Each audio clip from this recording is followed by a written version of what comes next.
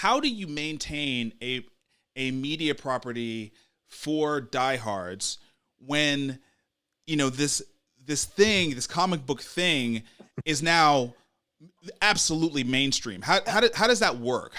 It is, look, what at the end of the day, none of this is possible without the comics, without the source material, without The actual books, day in the actual books, books, the day in day out grind of comics. I think a lot of people don't. By the way, I think a lot of people don't necessarily understand that because you know these movies get, you know, adapted and sure, and for most of us, myself included, it's like we track the story on the screen. We don't track the story in the books, so we may not understand that what we're seeing on the screen is being driven by a smaller culture that is still print.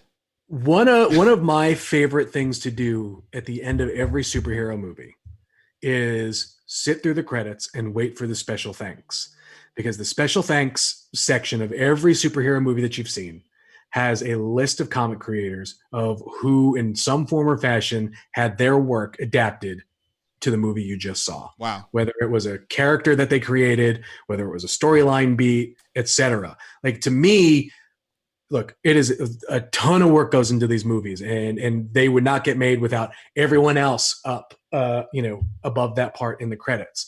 But at the end of the day, I don't know if Iron Man happens or Spider-Man happens without the comics having been made. Yeah. And so, but it's weird because we're at this point where the movies have covered quite a bit of ground, at least on the Marvel side, right? The movies have covered quite a bit of ground, right? So like take Captain America Civil War.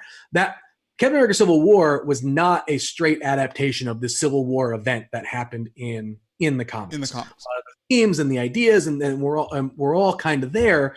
But it wasn't, but so like, okay, but that was a big event for Marvel. So that is, boom, toss it behind you. It's done. Can't like redo it. You've already done it. You've branded it. You've taken it to the public.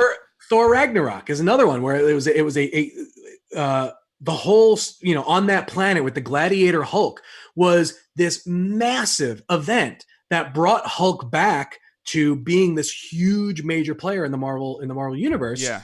That, kind of got squished down to maybe 20 minutes of screen time.